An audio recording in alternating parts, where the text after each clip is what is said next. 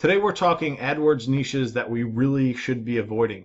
So first and foremost, any niches that are low transaction value niches. So I'm talking restaurants, I'm talking airport car service, I'm talking carpet cleaning, things like that. Those are things that I'd like to avoid doing campaigns in for AdWords. Reason being is a lot of businesses don't understand customer lifetime value. They think in terms of first transaction or initial transaction size, and they try to ROI on that first transaction. Sometimes click cost compared to lead cost compared to initial transaction size, they may lose money or not make money. They may break even. It could be any number of things, but a lot of times they're just not happy with the current the results of the campaign.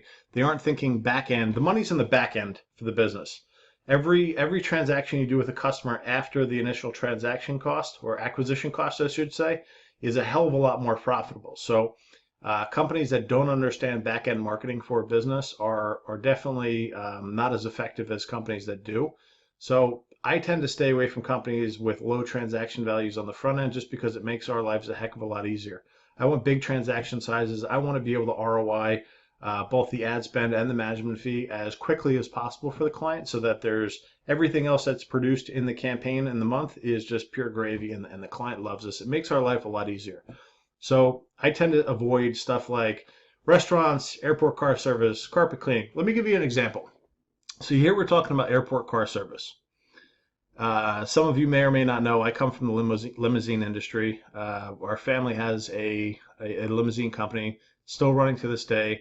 And while I love the industry, I love the party and retail side of the industry for an AdWords campaign. I like large vehicles, stretches, party buses, weddings, proms, nights in the town, things like that. Those have large transaction values, as opposed to, say, an airport car service with a family of 2 or 3 going to the airport and they're paying $60 to $100 for that ride.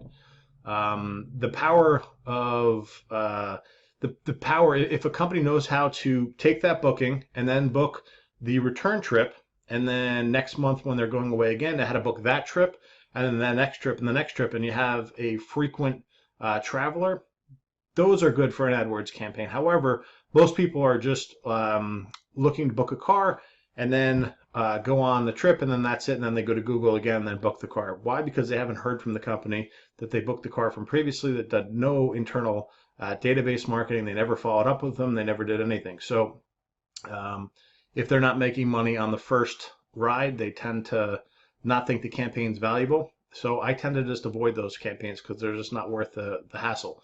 So I tend to stay out of those markets. I'd much prefer larger vehicles, larger transaction sizes. Carpet cleaning, very similar thing. Transaction sizes on the front end tend to be on the smaller side. If they're doing carpet cleaning twice a year or quarterly or every 18 months, and the company's good at database marketing, then it may make sense. But I tend to avoid stuff like that. All right, on to the next one. I think I've talked this point to death. Just in my opinion, if you want to make your life as easy as possible, stay out of low transaction niches.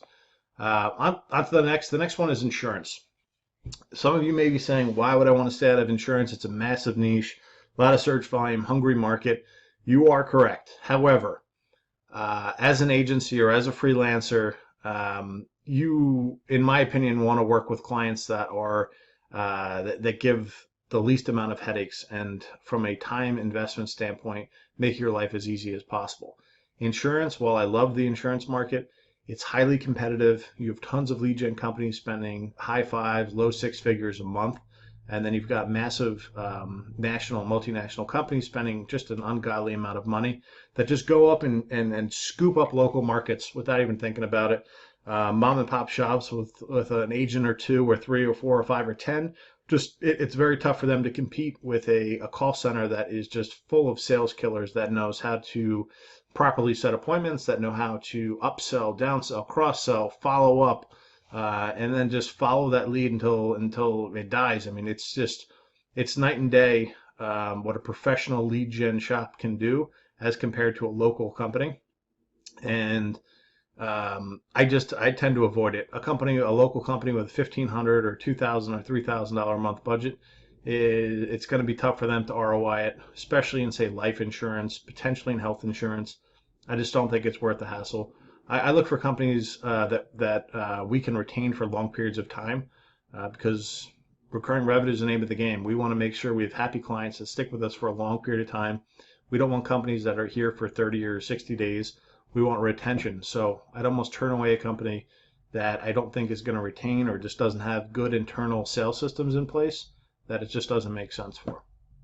Next is drug and alcohol rehab centers. Man, this used to be a great niche to be in. Lots and lots and lots of big spenders spending 10, 20, 30, 100, 200, 300 grand a month.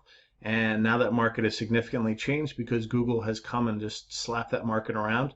And what you're seeing now is active campaigns. You're seeing the green light in the campaign. It is on, it's working, but the problem is it's very throttled and a mere shadow of what it used to be. And it's just become a lot harder to get traction in the campaign because of how Google is treating the market. So just to make your life easier, I'd suggest staying out of that market. Next is e-commerce. I know a lot of you saw this list and you're like, why would I not want to do e-commerce? E-commerce is blowing up right now.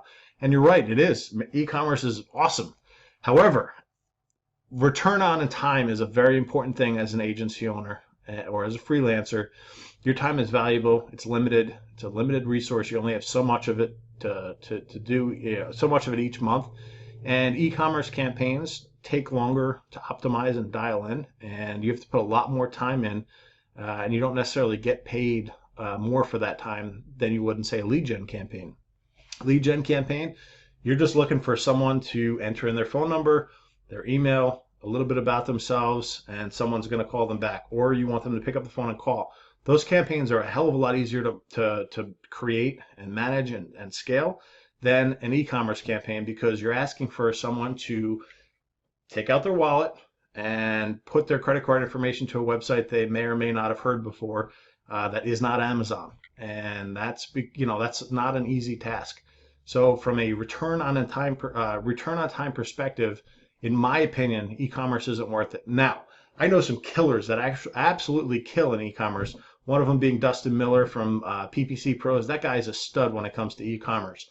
So if you're out there and you need help in the e-commerce world, talk to Dustin. He's the man. But for someone like myself and my partner, we made the business decision to just stay away from e-commerce because it's just not worth the time investment that it takes to get a campaign going properly and to get a long-term client. So in our opinion, it just wasn't worth it. It's not the end-all be-all. It's just our opinion. Last is retail shops. All right. The reason I say retail shops is because we need to figure out a way to incentivize someone to become a lead, not just show up at the shop. We need to be able to attribute why someone showed up at the shop. And unless they're downloading a coupon or calling to set an appointment, it becomes difficult to track retail transactions. So for that, we just stay out of it. We'd much prefer to be in traditional lead generation situations for lawyers or roofers or doctors, somewhere where it's much more clean and cut and dry. It'll just make your life a lot easier as an agency to stick in those types of niches. So this is it in a nutshell.